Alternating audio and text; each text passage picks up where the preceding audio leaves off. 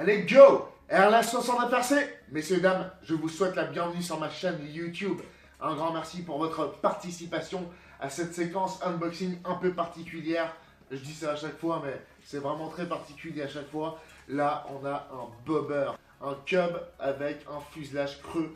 Un fuselage qui ressemble à une grue de chantier, messieurs, dames. En plus, la couleur orange qu'ils ont choisie pour ce modèle, bien connu aujourd'hui, est magnifique. Je me réjouis de découvrir ce que ça donne. Et surtout, je me réjouis de découvrir comment ça vole. Car lorsqu'un avion est creux, qu'il y a de l'air qui passe à travers le fuselage, c'est difficile de s'imaginer que cet avion reste stable et vole bien droit. On va découvrir ça, messieurs, dames. N'oubliez pas de vous abonner. Pouce en l'air si vous kiffez et activez-moi cette cloche de notification. Allez, go, c'est parti, RLS60 RC.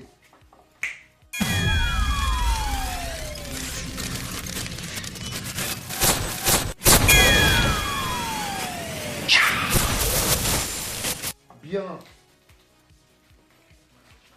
ce paquet nous provient d'un revendeur suisse, mais tout est resté emballé d'origine avec l'étiquette chinoise. Le Savage Bobber d'une envergure d'1,88 m en ARF pour moins de 400 francs suisse, mais il y a évidemment toute l'électronique à ajouter. J'ai déjà une partie du matériel électronique, voire même tout. Il y a juste le moteur à inspecter et surtout sa taille à définir, parce que je ne vais pas mettre du trop gros là-dessus. Ça sera sans doute du 6S, mais un petit 6S tranquille. On regardera sur le moment. On a un modèle qui est fabriqué par DW Hobby, une marque évidemment que je ne connais pas. Il y a plusieurs marques qui produisent ce Savage Bobber, dans différentes tailles, très souvent avec le coloris orange au niveau des ailes. Il me semble qu'il y a du beige également, mais voilà, ce orange est évidemment une couleur qui se voit super bien dans le ciel. Il n'y a aucune hésitation là-dessus. Donc c'est parti. Tout est encore cellophané. C'est la première fois que je vois ça d'ailleurs, parce que normalement vous avez le carton brut directement. Là, il y a même la protection anti-pluie. Voilà. Donc 1,88 m DW Hobby. C'est une belle envergure. C'est un modèle que j'ai découvert sur le net il y a bien des années. Et depuis, je ne l'ai jamais oublié. J'ai jamais vraiment trouvé, entre guillemets, l'opportunité de m'en procurer un. C'était pas non plus la priorité parce qu'il y avait plein d'autres choses à découvrir. Ça, c'est quand même assez particulier. Donc j'ai attendu un peu et le bon moment est venu. Je pensais pas que j'achèterais un modèle d'une marque comme DW Hobby que je ne connais pas du tout et dont je n'ai jamais entendu parler.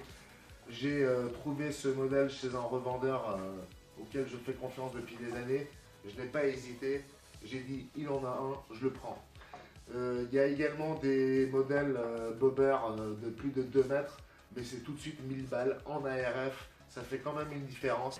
Allez, on retourne cela. Je sens, rien qu'en effleurant ce carton, qu'il est vraiment crado. Et c'est en fait une protection extérieure. Bien, ouf. Le voilà à l'emballage d'origine. On finit de le déballer.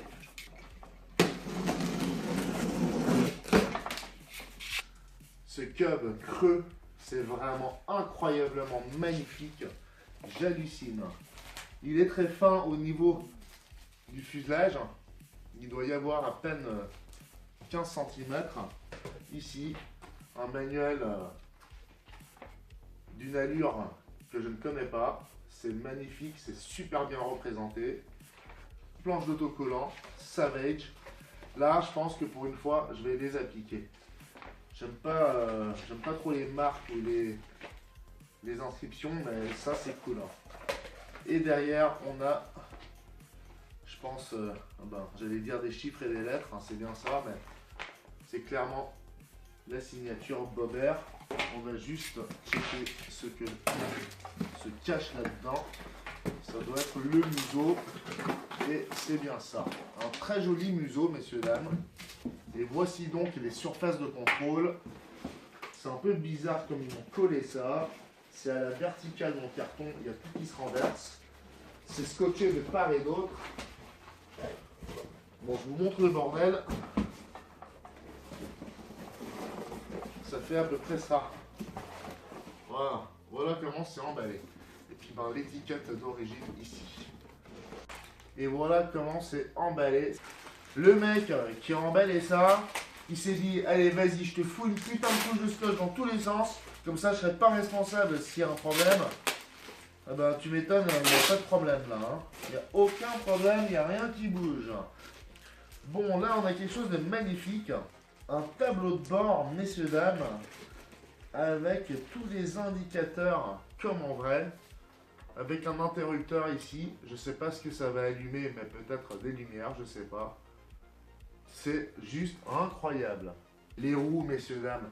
Les roues de Bobert, ça, je crois, c'est ce qui me fait le plus rêver sur ce modèle. Regardez-moi ces magnifiques roues rondes, on dirait presque un ballon.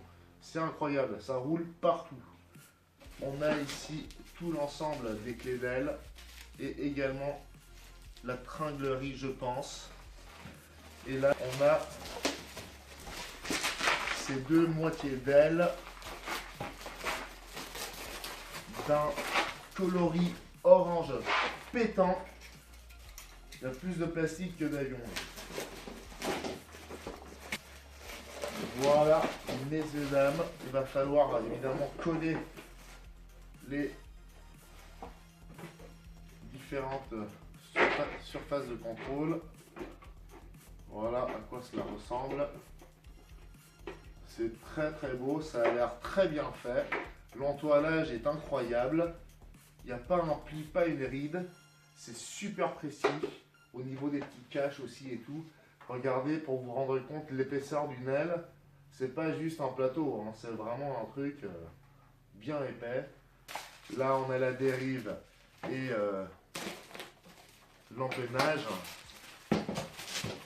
On va pas tarder à les déballer aussi, mais une chose après l'autre. Une fois que j'aurai déballé ce fuselage, je le mettrai de côté et je commencerai par les ailes évidemment. Alors, c'est encore du scotch à la One Again. Bien, messieurs, dames, regardez-moi cette beauté. On a un peu de bois, un peu d'entoilage, un peu de métal. Je sais pas ce que c'est, ou même du bois. Non, là, c'est du bois. Franchement, au look, c'est vraiment du scale. Évidemment, ça l'est pas, là, mais... Ah bah, on a un joli museau en fibre de noix de coco. Je sais jamais comment ça s'appelle. Voilà, voilà. Un vrai petit nez de cub. On connaît bien. On va essayer de saisir ça sans tout casser. Et voilà fondamentalement à quoi ça devrait ressembler au niveau de l'avant. Ah, messieurs, dames, je suis vraiment trop heureux. C'est une magnifique opportunité qui s'est présentée à moi. Et je suis très heureux de l'avoir saisi, car c'était maintenant ou jamais. C'est 389 francs suisses précisément que j'ai payé. Franchement, c'est pas grand chose. Vous économisez un peu, vous vendez 2-3 autres modèles entre temps. Et c'est forcément un investissement qui est possible. Voilà à quoi ça ressemble. C'est assez bien fait, c'est du métal quoi. C'est bien quoi, franchement, c'est joli. C'est franchement joli. Voilà à quoi ça ressemble. Ça va être joli, hein, franchement, c'est un joli morceau. Hein. 1,88 m. Et encore l'empennage et la dérive, c'est joli, hein, franchement. Belle taille. Sans déconner, un joli petit éclairage. Un petit ensemble LED. LED. Ça pourrait être sympa. Bon, messieurs, dames, merci d'avoir participé à cette intro. Je vais vous épargner un peu le montage. Et un petit peu, je vais pas vous l'épargner. Donc, de temps en temps, je vais vous faire 2-3 séquences pour vous montrer au fur et à mesure comment j'avance. Et RS69RC, n'oubliez pas de vous abonner. cloche des notifications et pouce en l'air si vous kiffez. Go!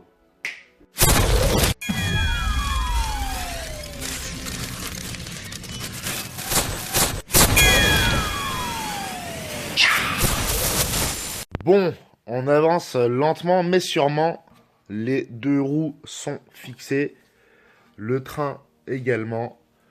On nous fournit des petites attaches, des petites plaquettes comme ça en alu pour fixer le train à sa base. On intègre cette barre, c'est-à-dire fixation de haut banc. On s'apprête à monter le stabilisateur, l'empennage. Et je voulais juste vous faire une petite parenthèse là-dessus. Nous sommes le lendemain du collage de ces surfaces de contrôle.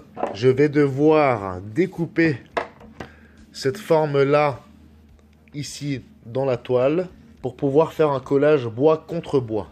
Je me donnerai également la peine au préalable de poncer un petit peu la surface ou de mettre des petits coups de cutter pour que la colle s'imprègne bien dans la surface. J'ai ici la possibilité de découper exactement la forme de façon précise et de façon confortable. Car comme vous le constatez, cette dérive a une languette qui vient s'enfoncer dans la base et ça fige tout. Donc ça facilite énormément le fait de pouvoir dessiner les contours de ce triangle et d'avoir une découpe précise dans la toile. La languette étant bien enfoncée, tient en place précisément cette pièce comme je disais, et maintenant je vais pouvoir marquer la toile et me permettre ainsi un découpage précis. Et donc voici le résultat.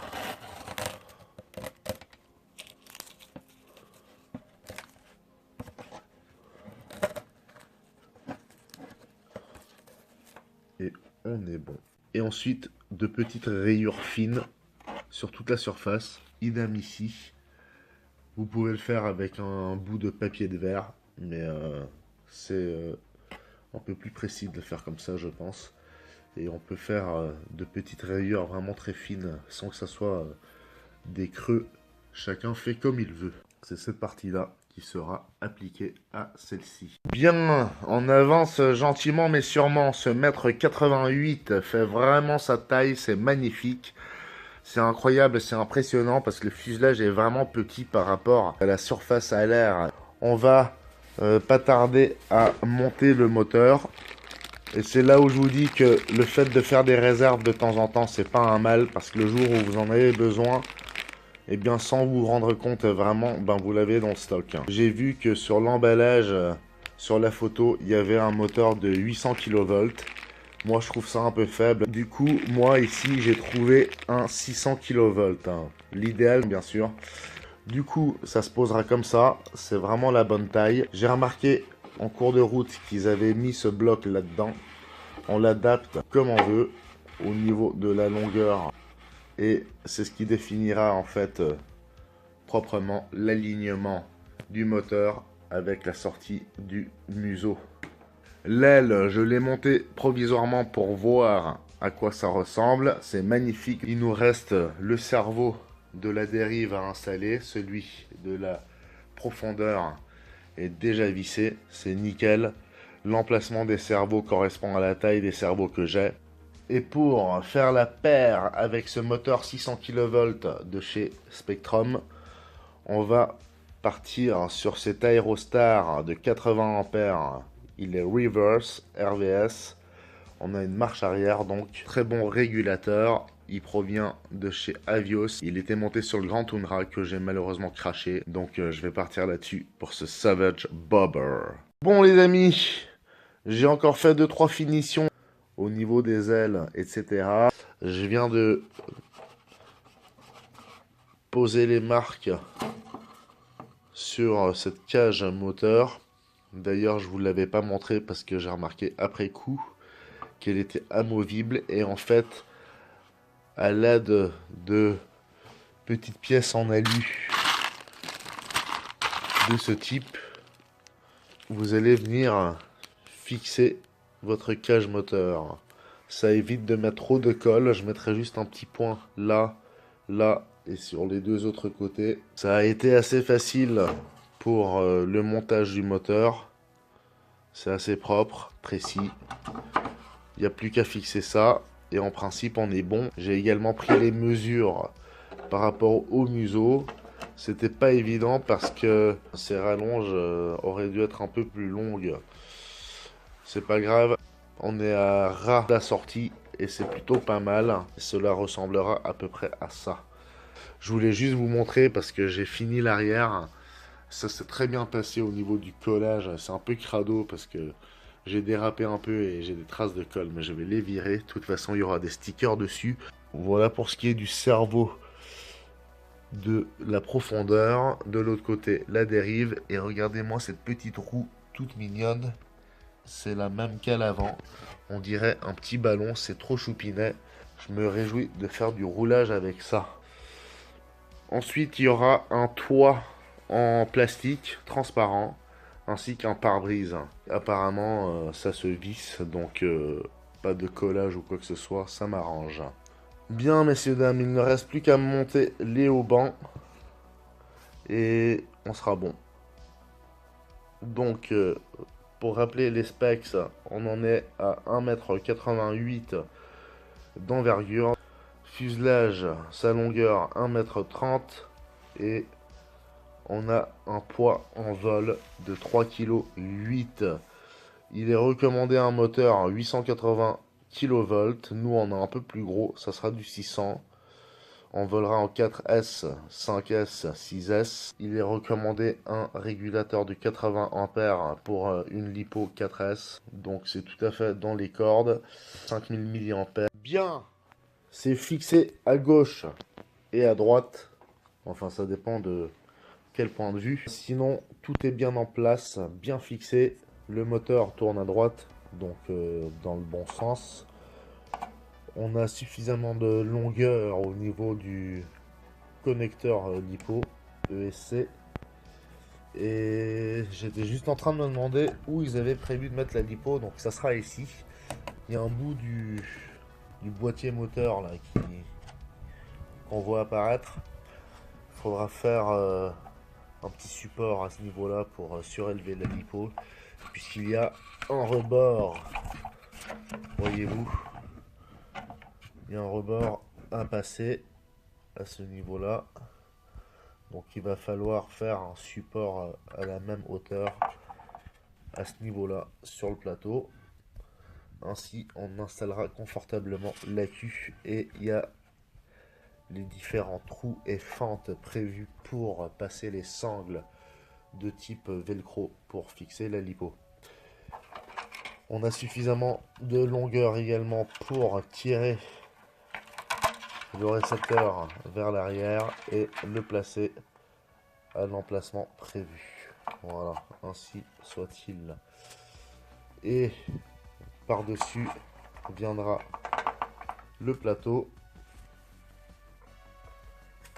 sur lequel je viens de visser provisoirement un siège.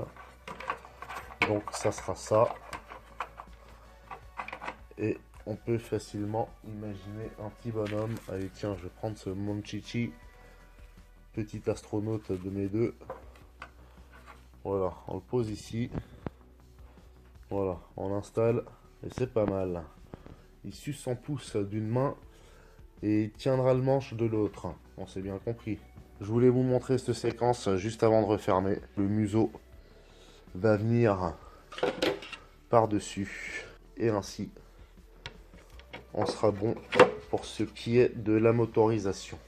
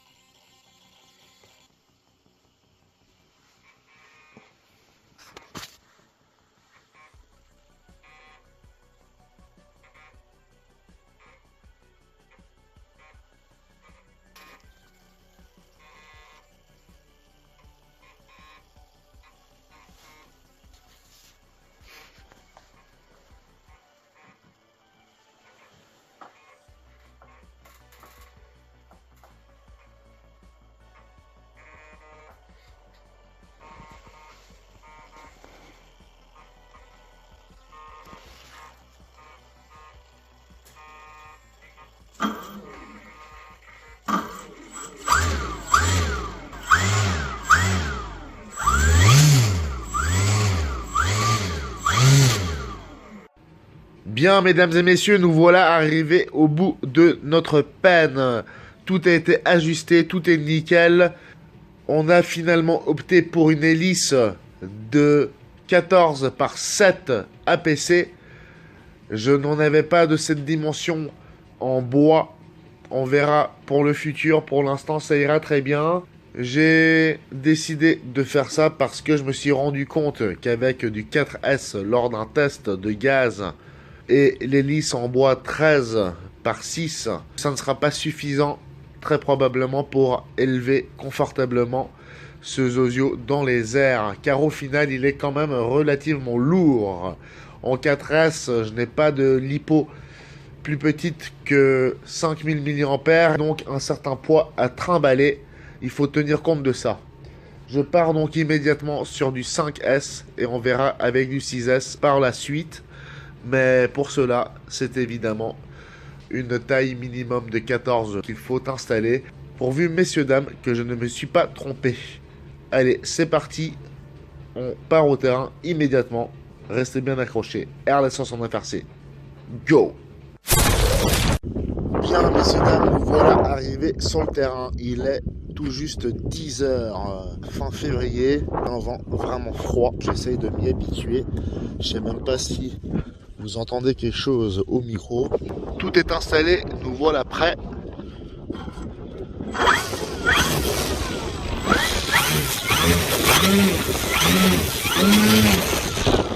Un joli bruit au vent. Je ne vais pas enclencher d'AS3X, ni le régler, ni rien. En plus, c'est compliqué, donc ça m'emmerde. Je vais partir comme ça. J'ai plusieurs angles de débattement, comme vous le voyez là, autant sur la dérive, sur la profondeur que sur les ailerons. Et je vais y aller avec le minimum pour l'instant. Au cours du vol, si ça va pas, j'augmenterai les débattements et ça devrait le faire ainsi.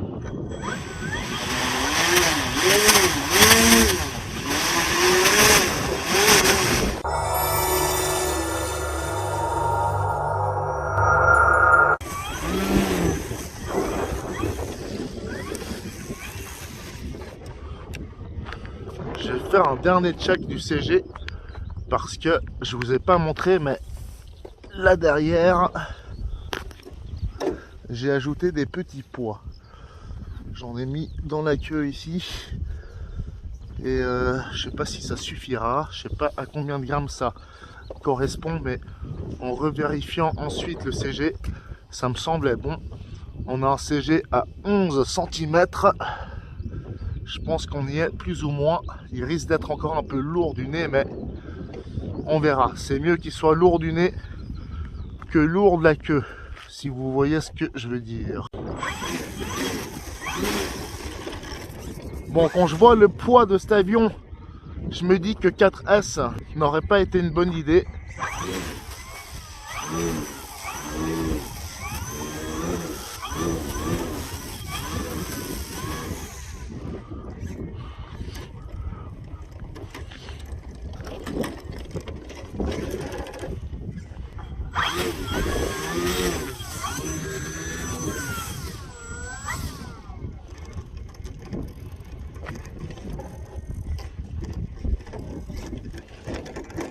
Je sais pas ce qu'il a cet avion déjà pour commencer. Il ne roule pas cette... Qu'est-ce qu'elle a cette roue de merde?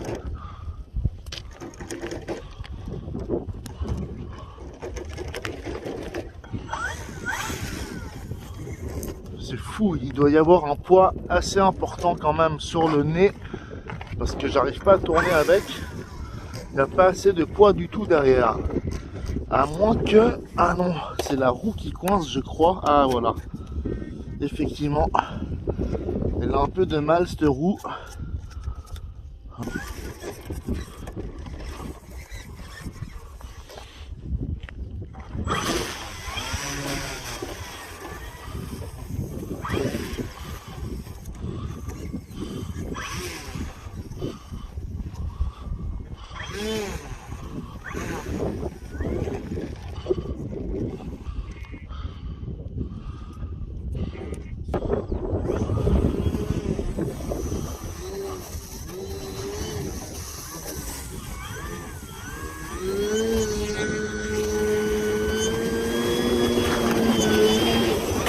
Ouh là là. Oh bah alors là, je crois qu'on va arrêter tout de suite là. Hein. Ouh là là, comment je me suis fait soulever, cochon. Oh putain. J'ai même pas décollé qu'il est déjà pété le truc. Mais je rêve. Bien, nous sommes quelques jours plus tard. Dans cette séquence, nous avons un peu de soleil. Il n'y avait pas de vent du tout lorsque je suis arrivé. Une légère brise arrive, mais je crois que c'est ce qui était prévu aujourd'hui au niveau de la météo. Il est 10h16, donc on va se mettre en route. On a nettoyé un petit peu l'avion. Il y a juste les ailes qui sont dégueulasses, j'avais pas remarqué. J'ai nettoyé les roues et le reste. Sinon, rien ne s'était cassé. J'ai revérifié le CG, ajouté des petits poids. Ce sont des petits poids que l'on met sur les crawlers habituellement. Chacun d'eux fait 7,2 grammes. Ceux-ci d'ailleurs sont vendus sous une référence hangar neuf, donc fait pour les avions en bois pour équilibrer le tout. Et donc c'est 7 grammes à peu près, 7,2 grammes un carré. Moi j'en ai mis passablement et encore le CG c'est à voir. Comme je disais dans la séquence précédente, il vaut mieux être un peu lourd du nez que le contraire. Et juste une dernière chose avant de prendre le grand air avec ce Savage Bobber. Mesdames et messieurs, un grand merci pour votre soutien et votre fidélité depuis tout ce temps. Merci à ceux qui sont abonnés, ceux qui passent par là de temps en temps. Abonnez-vous, c'est pas compliqué. Cliquez et c'est fait. C'est très important pour ma petite chaîne suisse romande d'aéromodélisme et de modélisme en général, mais surtout d'aéromodélisme. Car j'adore partager ces images avec vous et le monde entier si possible. Partagez, partagez.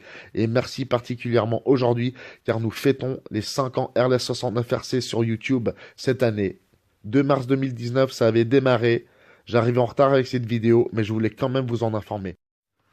J'avais prévu de sortir ce clip à cette occasion, mais du coup, je le poste pour fêter l'arrivée du printemps. Ça tombe bien, on est en train de faire le switch entre le 31 mars et le 1er avril. On part avec une 5S 3300 pour commencer, car comme je disais aussi, 4S, ça me semble trop faible, 6S, ça me semble beaucoup. On verra, on y va. Bon, le vent souffle dans cette direction. Pour une fois, on est chanceux, donc on peut se permettre de décoller là-bas. C'est beaucoup plus agréable.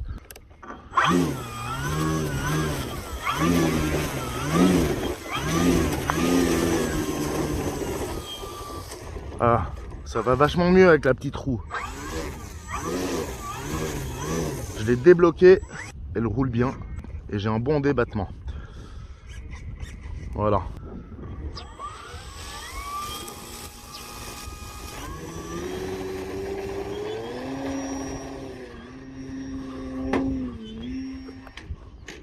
Ouh là là là, il y a quelque chose qui semble ne pas aller. Est-ce que je n'ai pas assez de puissance? Ouh là là, j'ai eu du bol. Hein. Même là, je pense que j'ai abîmé un peu la carlingue. Parce qu'il a quand même touché du bout de l'aile. C'est pas génial. Là. On m'avait prévenu que cet avion n'était pas évident à voler ou à faire voler. Je ne sais pas pourquoi. Je l'ai pourtant très bien préparé. Bon, allez, le bonhomme s'est déplacé et qu'est-ce qu'il y a eu de bizarre? Bon bah voilà, c'est ce que je craignais, c'est cassé au niveau du fuselage. Bon ben super, on va pouvoir démonter tout ça et recoller avant de pouvoir repartir pour de bon. C'est vraiment dommage. Bon ben je vous dis à bientôt car je devrais quand même faire ce vol un jour si l'avion me le permet. Bon bah ma foi, ça peut pas toujours marcher. La météo pourtant elle est adéquate, nickel. Je vais pouvoir tout renettoyer. Je suis très content, bravo. Bon, l'axe moteur est en place, il n'est pas tordu. Et apparemment rien ne s'est cassé ni dévissé au niveau du moteur. Bon, est-ce que c'est le 5S qui est pas assez puissant? Est-ce que le moteur n'est pas assez réactif? Je sais pas. Je vais peut-être partir sur du 6S la prochaine fois. Je vous dis maintenant qu'on se retrouve dans la séquence suivante. Allez, On rentre au bercail, on répare et on revient. Go. RS69 RC. Bien messieurs dames, pour ma part nous sommes quelques jours plus tard, voire 1 ou 2 semaines plus tard, c'est-à-dire suite à cette deuxième tentative d'envol. J'espère qu'on aura vraiment plus de succès parce que j'ai revu quelques paramètres. J'ai décidé de paramétrer le stabilisateur AS3X Safe, mais je crois que j'ai un petit souci avec le récepteur, ça marche pas. 3 niveaux de débattement différents. C'est donc parti RS69 RC, 3e séquence, 3e tentative avec ce Savage Bobber 1888 mm de chez Dancing Wing Hobby. Et juste pour le rappel, tout au départ, je pensais que je pourrais voler en 4S, mais il s'avère que cet avion est relativement lourd. Mais bon, ça me semble en fait tout à fait logique. J'ai rajouté aussi pas mal de matos. Et du coup, je pars en 6S, puisque dans la séquence précédente, on était parti avec une 5S et que ça n'avait pas suffi. Spectrum 6S 3200 mAh. Et juste pour le petit détail, vous voyez là, je fais ressortir l'antenne. Car sur ces récepteurs Spectrum, eh bien, les deux antennes, si vous en avez deux, doivent être perpendiculaires l'une de l'autre, hein, n'est-ce pas? Pas en parallèle. Donc le meilleur angle forcément à utiliser, c'est un angle de 90 degrés, 90 degrés. Ça vous assure ainsi un bon fonctionnement et une bonne connexion avec votre radio. Allez, c'est parti messieurs, dames, RS69 RC. N'oubliez pas de vous abonner, pouce en l'air, ça fait déjà 15 millième fois que je le dis dans la même vidéo. Mais comme je vous dis, moi c'est 3 séquences différentes, donc j'oublie, je suis vieux. Allons-y, go. J'ai oublié la sangle pour le petit bonhomme. J'espère qu'il va tenir en place.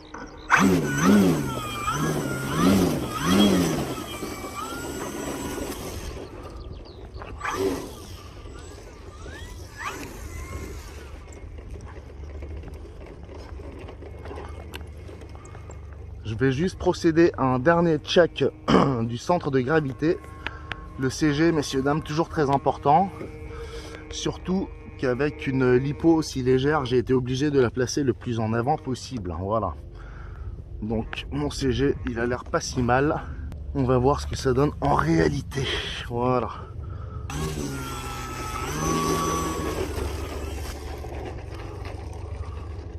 Ouh là là, il est un peu long à la réaction. Il réagit pas très rapidement, hein. La roue de queue n'est pas très réactive. Il y a l'armée qui nous survole, je sais pas ce qu'elle fout là-bas. Elle fait un boucan, on va pas pouvoir concurrencer. Ah mais c'est Supercopter. Allez, c'est parti.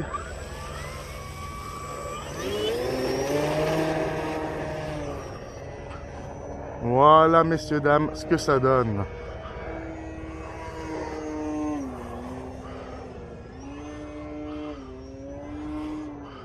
Bon, je vais abaisser un peu. Je vais mettre un peu de flap là. Il réagit pas beaucoup aux ailerons. Je vais augmenter immédiatement le débattement, pardon.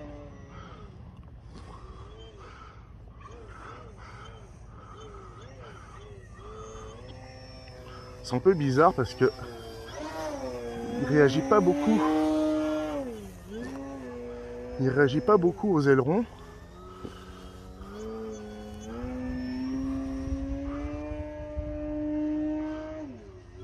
Alors je peux vous dire que c'était le minimum de voler en 6S. Et je pense que j'ai même une hélice un peu trop petite.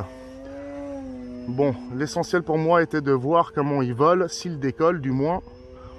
Je vais essayer de faire un tour et d'atterrir parce que là j'ai vraiment un petit souci avec, je vous dis, les ailerons. Vous voyez, il réagit très lentement. Voilà. J'espère que vous aurez vu quelque chose. J'ose pas faire plus que ça. Mais pourquoi? Eh mais j'ai un vrai problème avec... Il tourne pas du tout en fait. Putain, voilà. Moi je pense que j'ai fait un réglage à la con avec le safe. Et je pense que c'est le résultat. On n'a pas vraiment de débattement comme on voudrait. Je pense que je vais créer un nouveau modèle directement. On a le temps. Comme ça, j'ai de nouveau tous les débattements qu'il faut. Mais il faudrait que j'annule le save complètement. C'est surtout ça. Bon, on va débrancher rapidement. Comme ça, on peut travailler proprement. Hop. Voilà. Bon, messieurs, dames, je vous avoue que je pense avoir de la chance. Parce que là, il était impilotable. C'est le débattement que vous avez normalement sur un avion de débutant. Allez, moi j'avais mis 4 minutes 40 de minuterie. J'ai donc volé durant 2 minutes. Ça passe très vite. 2 minutes un peu chaudes. Donc heureux d'être revenu à terre sans problème. Je crois même que je vais m'arrêter là. On se retrouve dans la séquence suivante. Parce que je crois bien que je vais monter une autre hélice. J'ai pas beaucoup de couple. Donc je vais mettre une plus grosse hélice qui sera adapté à ce 6S et on repart de plus belle. Go! Je pense que je commence à avoir fait le tour de tous les essais possibles et imaginables, y compris les réglages, pour arriver à faire un vol correct avec ce Savage Bobber proposé par Dancing Wing Hobby. Très bon modèle jusque-là. Il faudrait juste le soigner un peu plus, être un peu plus sérieux dans la préparation.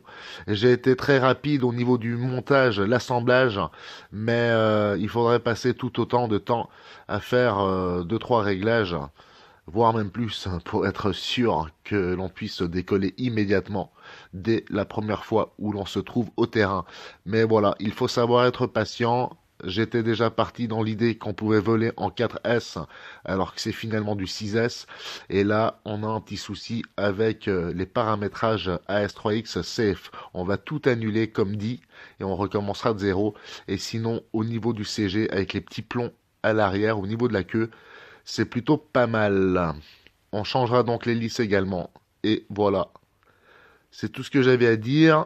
Cette petite vidéo dure déjà un certain temps, donc la prochaine séquence sera un prochain clip. Un grand merci, messieurs, dames. RLS69RC, n'oubliez pas de vous abonner, pouce en l'air, cloche des notifications. Bye!